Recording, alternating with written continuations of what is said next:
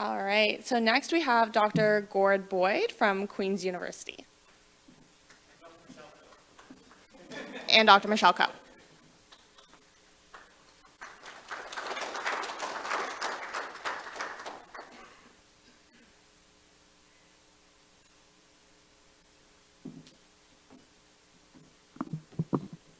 Good morning. Thank you so much for having us today. I'm Michelle Coe. I'm a physiotherapist, also at the School of Rehabilitation Science, a McMaster, and an associate professor. We're going to talk today about CAN Measure, and we're grateful to Sepsis Canada for funding this pilot work.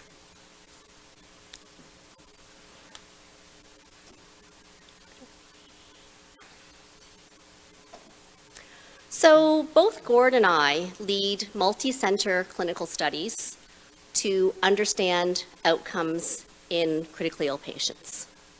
As you know, the pandemic upended everything, and what we were forced to do was to pivot to virtual training to maintain our studies or even start new sites.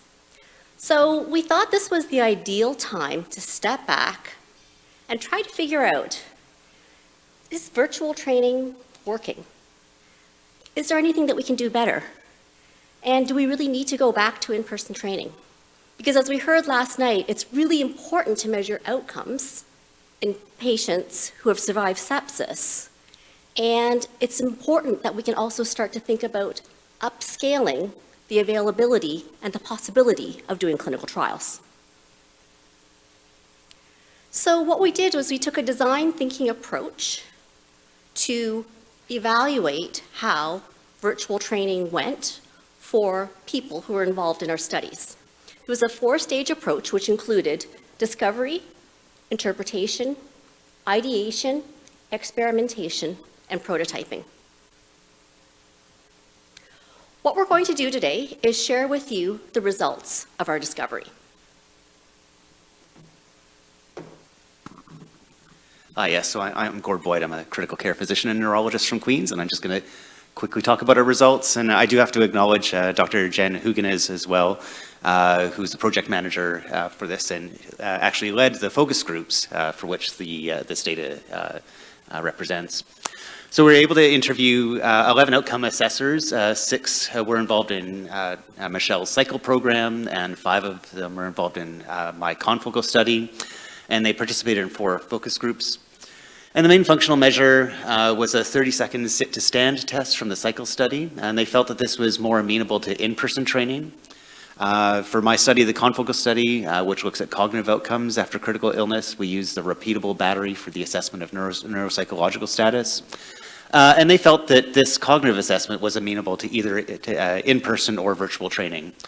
And which may or may not be surprised to anybody if you've ever participated in training sessions that the pre-training materials weren't reviewed or were often quickly skimmed. In terms of the in-person approach, some of the things they felt the advantage of this approach was that they were more comfortable asking questions. They found it to be a more relaxed environment with their colleagues. They liked the fact that this included some practice and collaboration and was easier to stay engaged. And they really appreciated the real-time, on-the-spot corrections provided by the instructors. In terms of the virtual approach, they felt that it was a little bit less natural with limited interactions. There was some technical issues, and they found the scheduling a little bit more difficult.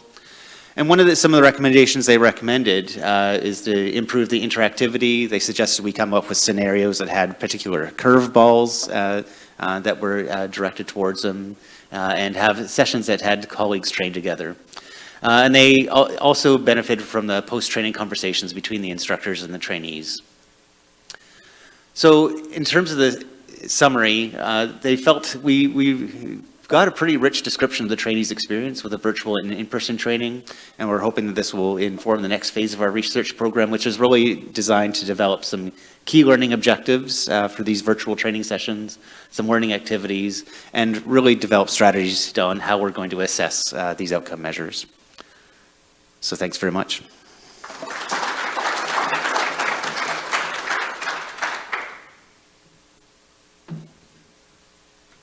And we're happy to take any questions. So Gord, I was having a hallway conversation with two of our neurologists yesterday who have had to pivot a lot of their outcomes assessments for stroke studies recently.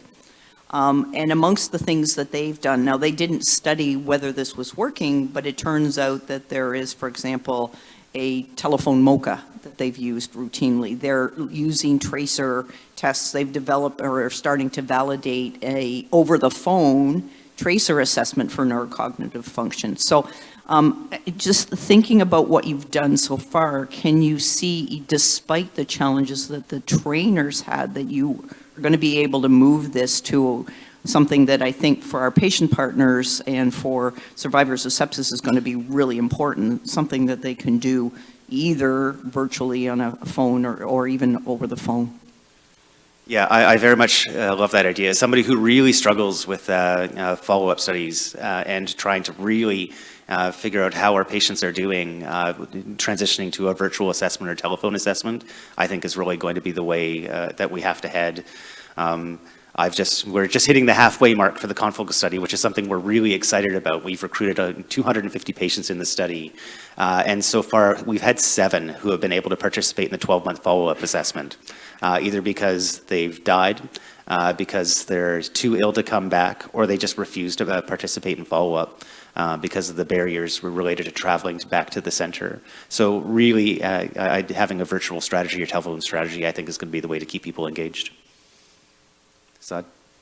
Thank you, Gord. Thank you, Michelle. Really good talk. I wanted to ask about the characteristics of the training program that makes it amenable to either being virtual or in person. Did you guys ask the group what are the key characteristics of the actual program or the tool that you're using that makes it easier for it to be taught virtually or that it needs to be taught in person? That's a great question. Do you want to take that? So thanks for that question. I think the pandemic has challenged us to be really creative, and we need to be wise with the funds and the time that we have. I think there will be some things that would be amenable to virtual training and other things that have to be done in person. So how can we be most efficient with people's time and optimize their learning? Our next step is really to learn from people who have experienced both types of training, to understand from their perspectives, how can we develop this training and provide that as a blueprint for others who are doing similar outcomes research. We focus specifically on like a performance-based measure and a patient-reported measure or cognitive measure because these are a little bit more complex to do. So we thought that if we come up with a way, learning from people who had been either exposed to either type, then we can develop something that's a bit better.